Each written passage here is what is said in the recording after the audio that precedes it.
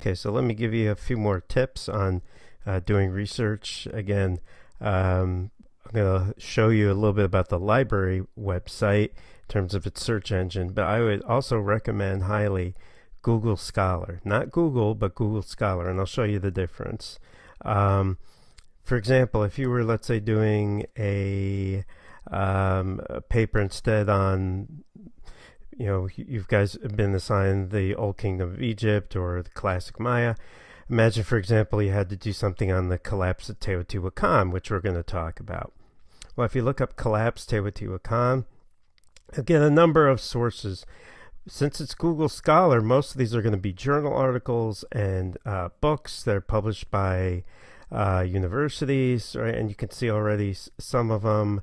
Collapse of Teotihuacan, the regeneration, right? A lot of times, if you're looking up articles and you want it to deal with the collapse of a society, if you look up sort of the period following the collapse, there'll usually be information about collapse in the beginning of that article or book.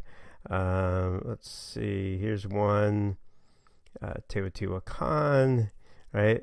All of these, or many of these, you'll be able to access through the library. So if you're not on campus, what you'll have to do, and you can't have access to these PDFs, you'll just have to cut and paste the journal title into the search engine so that you'll be able to get it through the library website. So let's look at, let's see, collapse of Teotihuacan. Okay, so here's a little bit of information. But if you also do decline, you will get some other results. Right? And so you might actually get stuff that you wouldn't get with collapse, right? So here's something about climate change and the decline of Teotihuacan. So you have to use some of the synonyms and alternative search terms that I put in the assignment. So not just collapse, but decline, fall, end, right? You're going to get different results, right? So here, the destruction of images into end of a civilization, right? So there you get something, again, different. So make sure you do that. Now let me just show you with Google, with just ordinary Google. Let's see here. If you just went to Google and you looked up collapse of Teotihuacan, right? And then you start looking through it, so you're going to get, okay, archaeology.org. This is an okay website. It's not necessarily the best website, but it's pretty good. It's in this magazine, but again, not necessarily the best. It's reporting on research that you can find elsewhere. Do you want to go to the next one? And here's Khan Academy. Do you really want to cite Khan Academy in a university research paper? I would say no, because Khan Academy is designed for students who are working at home.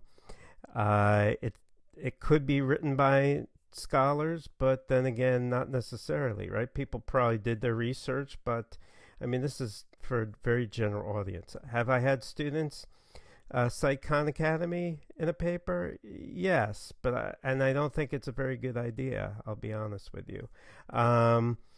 But you could just go to their sources and see if they have anything good. Well, you can see their sources are only for the images, so there's no information as to where the actual research is coming from.